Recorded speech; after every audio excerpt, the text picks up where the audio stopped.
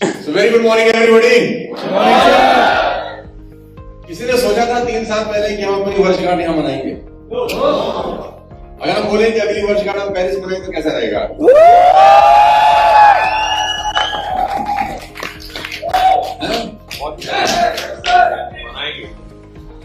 अच्छा देखो, मेरे मुंह से ना कुछ भी निकल जाता है।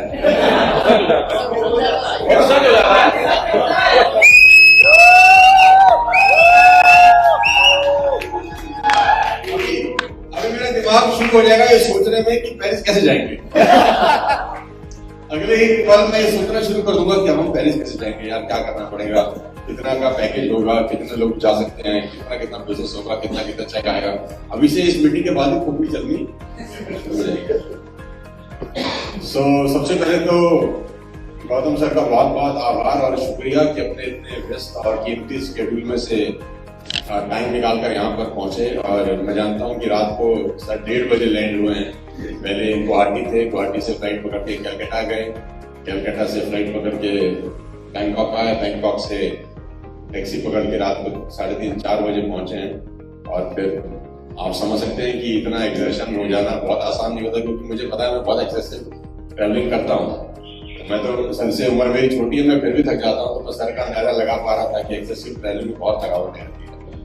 स्टिल इस एज में इस लेवल पे पहुंचने के बाद वो डेडिकेशन कमाल का है। मतलब ये अनकंपेरेबल है, मतलब इसका आप कंपैरिजन ही नहीं कर सकते।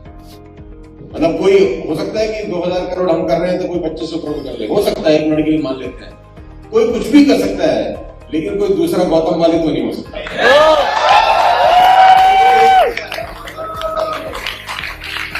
वो एक ही है, बात पैसे की भी नहीं है, बात औहदे की भी नहीं है, बात डेडिकेशन की है यार, और लोगों को साथ में काम करने की है। नहीं तो आदमी के पास बहुत एक्सक्यूज होते हैं करने के लिए, यार भैया मैं क्या करूंगा, मैं तो देखो मेरा शेड्यूल तो तुम्हें पता ही है, पोस्टर देख रहे हो, कल मुझे गुवाहाटी जाना है, फिर मैंने, और वो एक्सक्यूज नहीं है, वो जेन्युइन कहानी भी है। हम बोलेंगे हाँ सर ठीक है आप किसी, लेकिन कमिटमेंट इज अ कमिटमेंट। मैं तो खुद घबरा रहा था गौतम सर को बोलते हुए कि 14 तो हमने पहले तो दिल्ली में रखा था, फिर मैंने कहा बोलूँ कैसे इनको यार, इंडिया में तो बाहर कर रहा बाहर आना पड़ेगा। लेकिन उन्होंने बोला कि बैंकॉक, तो मैंने बोला इसमें तो कोई दिक्कत नहीं, अच्छी बात है कि आप बाहर करें। तो अच्छा लग रहा है आज थाईलैंड के अंदर कन्वेंशन करते हुए। हमने कभी जिंदगी में सोचा ही नहीं था, नेटवर्क मार्केटिंग जब मैंने अपना करियर शुरू किया 21-22 साल पहले, तो कभी ख्याल में भी नहीं सोचा था कि अपने नेटवर्क को लेकर थाईलैंड चले जाएंगे और वहाँ अपना कन्वेंशन करेंगे और ऐसे लोगों से बात कर रहे होंगे। वो दिन भी थे जब स्कूटर बाइक के ऊपर लोगों को प्लान दिखाने जाते थे यार, और वो दिन भी है आज कि थाईलैंड के अंदर बैठ के 150 लोगों से बात कर रहे हैं।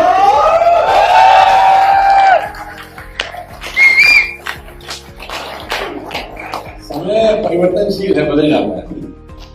तो सबसे पहले मैं 2-3 चीजें आपसे डिस्कस करना चाहता हूँ। मेरे पास एक प्रेजेंटेशन है जो मैं 15-20 मिनट आपको दिखाऊंगा, ज्यादा टाइम आपका लूंगा नहीं, क्योंकि आपका ध्यान कहीं और है, मैं जानता हूँ।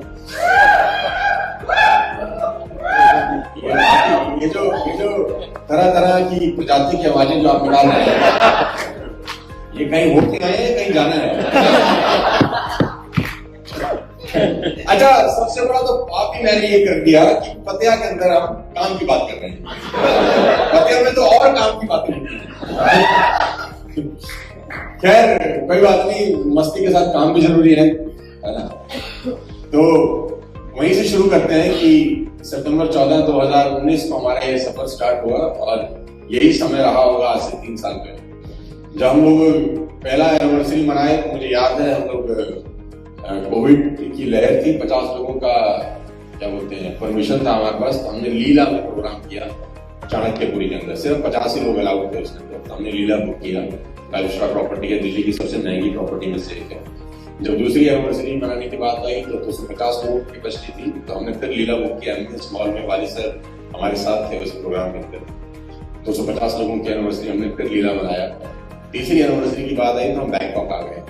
सवाल एनिवर्सरी मनाने की नहीं है, सवाल इस बात का है कि आप अभी उसको बंद ही रहने दो दोस्त, जब जरूरत पड़ेगी तो मैं आपको बोल दूंगा। एनिवर्सरी तो आप कहीं भी मना सकते हैं, सवाल इस बात का है कि आप अपनी सोच को कहां ले जाना चाहते हैं। कि आप एक कैसा संदेश, कैसा मैसेज देना चाहते हैं कि हम नेटवर्क मार्केटिंग सीधी चोर तरीके से नहीं कर सकते, हमको नेटवर्क मार्केटिंग 100% प्रोफेशनल तरीके से ही करनी है, इसमें कोई दूसरा रास्ता नहीं, कोई दूसरा वेस्टिज ने बेंचमार्क सेट किया है ना कि सब लोग कॉपी करना चाहते हैं वेस्टिज को, तो हमको भी एक ऐसा बेंचमार्क सेट करना चाहिए कि लोग करें यार कि यार ऐसा करते हैं, है ना। लेकिन समस्या फिर वही है कि कॉपी तो हो जाता है, साला पेस्ट नहीं होता। कंट्रोल सी तो हो जाता है, साहब कंट्रोल भी करने में प्रॉब्लम हो जाती है। सो 3 साल हो गए हमारे को इस सफर को तय करते हुए। जहां से वाली साहब ने इस बात को छोड़ा है वहीं से शुरू करता हूँ। लेडीज एंड जेंटलमैन, वाली साहब और मेरा एक्सपीरियंस अगर मिला ले तो करीब करीब MLM का 50 साल हो जाता है। 26-27 साल वाले साहब को हो गए, 20-22 साल मेरे को हो गए, तो करीब करीब 45-46 साल हो जाता है। तो इस 46 साल के एक्सपीरियंस में एक ही लाइन आपको बोलता हूँ, आपके काम आएगी यार, और वो लाइन बड़ी सिंपल है कि सोने का हिरण नहीं होता। सोने के हिरण में माता का भी अपहरण हो गया। तो मेरी छोटी सी आपसे रिक्वेस्ट है कि कोई सोने के हिरण के पीछे भागने की कोशिश मत करना, होता ही नहीं है। इतिहास सिखाता है आपको और हमको बहुत कुछ, कि जिसने सोने के हिरण के चक्कर में अपना भाव चेंज किया कि मैं सोने का हिरण पकड़ लूं, तो फिर राक्षस उठा के ले जाते हैं। तो ये ना हो कि तुम में से भी किसी को कोई ना कोई राक्षस उठा के, और फिर समस्या हमारी फिर वही है कि हमें लड़ना पड़ेगा तुमको वापस लाने के लिए, तो तुम तो फंस जाओगे, हमें वापस आ दोगे। तो कोई ऐसा प्रलोभन, कोई ऐसा लालच में, और ये बात हम बहुत सालों से लोगों को बताते आ रहे हैं कि ऐसा किसी प्रपंच में, ऐसा किसी झूठ में मत फंसना, क्योंकि बाजार के अंदर दानवों की होलसेल में बाढ़ आई हुई है ना। जिनको बहुत जल्दी पैसा कमाना है, 2 दिन में ही करोड़पति अरबपति बनना है, वो अनिल कपूर का गाना में आजकल वाले साहब सुनाता हूँ। अनिल कपूर का गाना है 1 2 का 4, गाना 1 2 का 4, वो सिर्फ यही का सुनते हैं, मैं वो तो आगे सुनो, कहते हैं 4 2 का।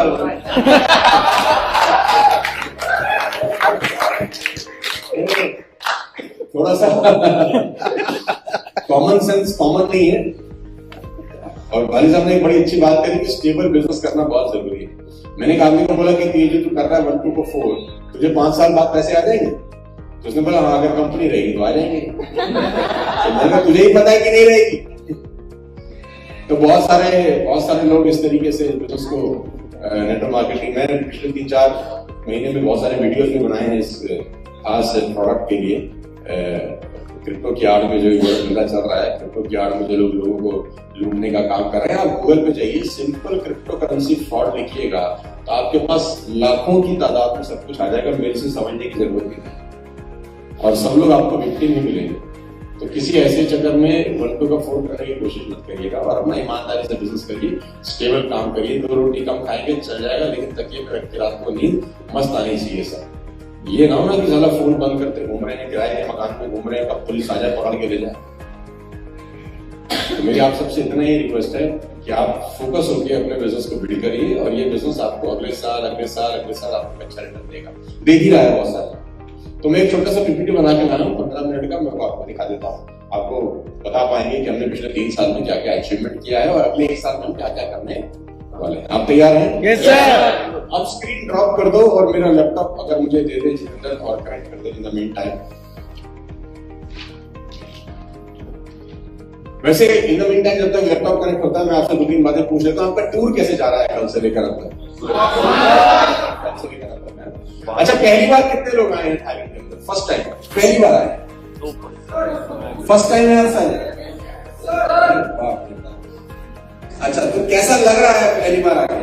जबरदस्त, बहुत बढ़िया लग रहा है। आप में और वाली साहब में एक समानता है, बताओ।